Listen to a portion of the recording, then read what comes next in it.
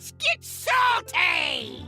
Everyone, Zeddy here again today with our day one patch review, which saw, well, a game-changing brand new card. We're going to talk about ETC, its impact already in both Standard Wild, Battlegrounds being effectively unplayable for a lot of players, a lot of issues. I'll give you an update on that. There's also a new Discover rule for at least one card we can confirm that will not be discoverable, might have some impact on things going forward, as well as I want to highlight the new Priest portrait that's included in the Mega Bundle in case you want to see what it looks like, and in case, you know, you're interested in purchasing that. I will say the event portraits I don't have yet, so I can't show them off. Hopefully I can at a future date. And I will also give tips on how to get some extra dust as signature cards have fundamentally changed. And before we get into all of that, which is a lot of stuff, we're giving away 2 regular pre-orders and 2 mega bundles out of my pocket. All you have to do is like and comment on the video with that thumbnail there. It's linked in the description below.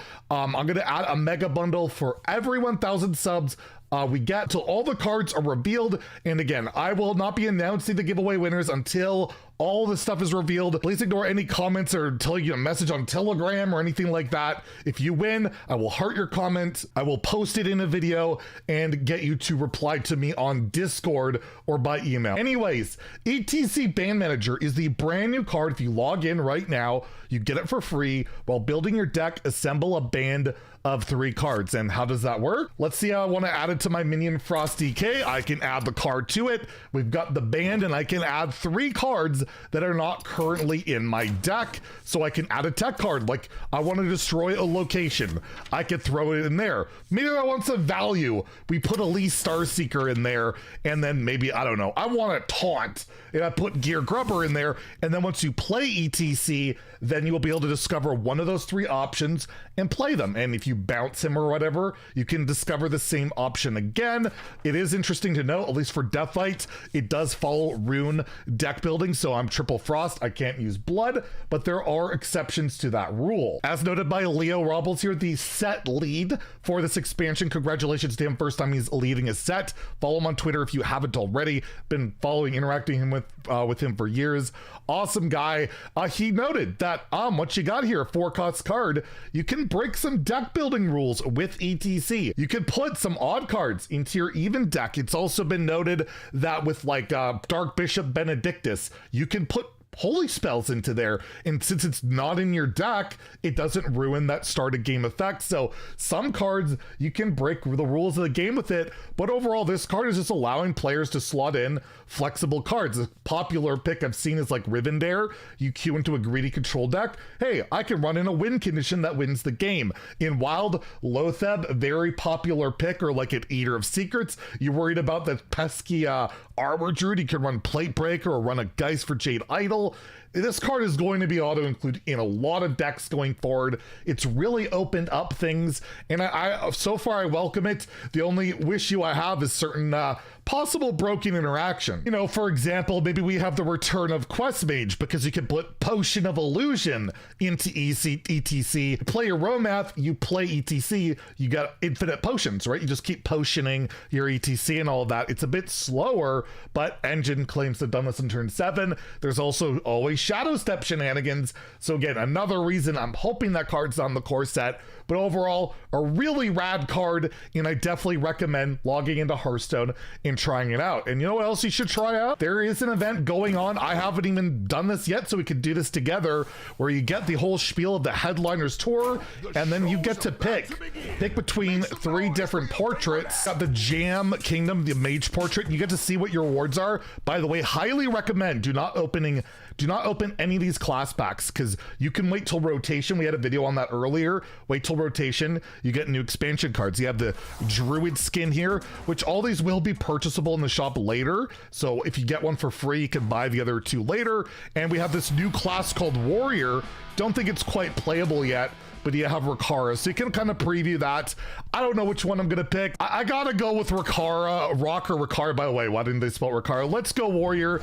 Despite the fact it's not all that playable, you can commit to the line, and then boom, you'll earn the XP towards those packs towards that portrait. It's pretty cool. So do that if you haven't already. And I did quickly wanted to talk about Discover rules being different.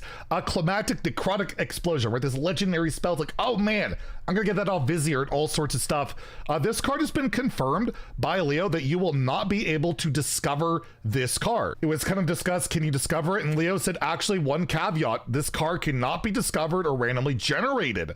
We love this card and what it did for Rainbow Deathlight, but did not love other DK decks generating the super win condition. And it was replied to, I'm assuming the dev room had a conversation about this. I don't know how I feel about the increasing the number of hidden rules and caveats in Hearthstone, even if they make sense. And Leo said, I want to respond on this because I actually think this is a great and reasonable point. This was a decision we talked about for a while. The exact point you brought up with hidden info is exactly why we didn't immediately align on this, but ended up aligning on it later because the card still functions exactly the same.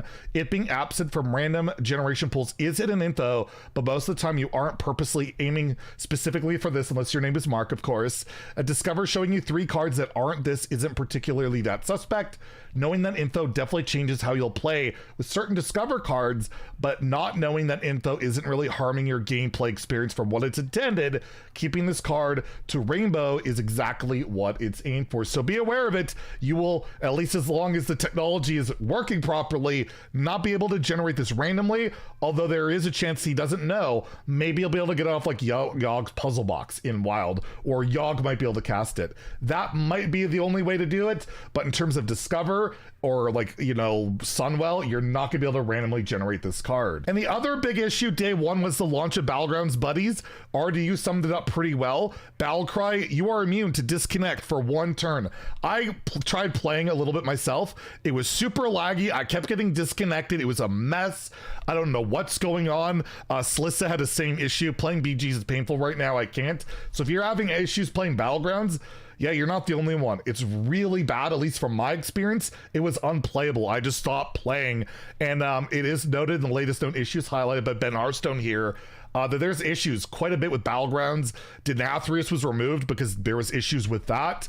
There's reports of disconnections of Battlegrounds since the new patch. They temporarily banned Enhancer Bacano and its buddy while we investigate this issue.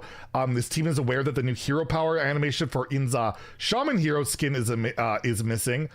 So there's that as well. And there's some visual bug with the hero power animation for Hadana's priest hero skin. And then there's some other stuff with sounds and all that. So there are some known issues out there.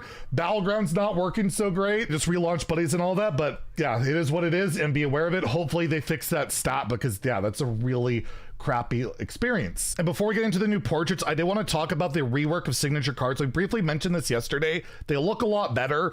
They're apparently going to be animated like Golden Legendaries, but I didn't notice this, that starting with patch 26.0, all signature cards will also follow normal duplicate protection and be able to be disenchanted. Still not crafted, but you can disenchant them. And that includes the older ones. So in the collection right now, I have like Dracaron Drathir. You'll be able to disenchant this for a full like legendary value, golden legendary, which is 1600 dust. So be aware of that. When this patch goes live 26.0 with a new set, you will be able, if you have any old signature cards, you want to get rid of them, you will be able to disenchant them. If you want to keep them, go for it and all of that. But that is a great way to get some more dust, especially considering at least these ones, which are not going to get reworked. They're going to stay the exact same. A lot of people like myself just don't even, I'd rather run the regular one, not even the golden one. The regular one might just want to take that dust. So be aware of that. You're going to get some extra dust if you want when that patch goes live. And lastly, we're going to highlight the portraits. There's 3 in the shop. We have the new priest portrait that comes with the mega bundle, so pretty expensive. And I am aware in like certain regions like Brazil and Argentina, you basically can't buy this because it is insanely expensive. But in Canada, it's just a mere $100, which I got to buy at least 2 more times. Hit that sub button, make me go broke. And they also added 5 golden packs compared to like Path of Arthas that came last time. So they did make up for that to an extent. And well, let's take a look at what this portrait looks like. Adonis versus Anduin. The light shall bring victory. Time to steal some hearts. Hello! Before you ask, it is really me. I guess you have some talent. You are too kind. What a show! Is that supposed to be my problem? You are standing in my light.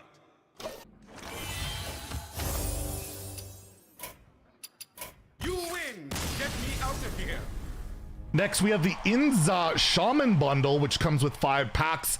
Apparently the hero power is currently bugged, as noted, but this is how it looks in the meantime. Inza versus Thrall. For Doomhammer. This is a performance you'll never forget. So what brings you here? You're a cool cat. Thanks, you're all right. Love to hear it. No mistakes, just music. Not a lot of harmony between us right now. Job done. That's enough. Stage is yours.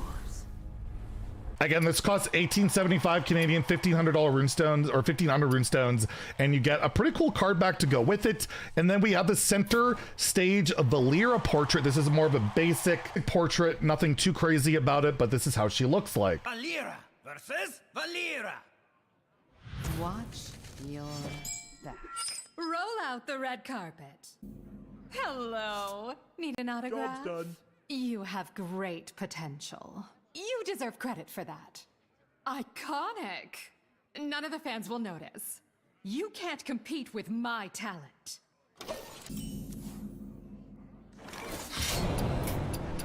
I give up. And again, it costs 1,000 runestones, $12.50 Canadian. And there you go. That's the day 1 update. I'll try and have some deck lists maybe of some ETC stuff to recommend. The last deck list recommendation video until the next expansion goes live should be tomorrow. And if you enjoyed the video, please like and subscribe. Have a great day and stay salty, my friends.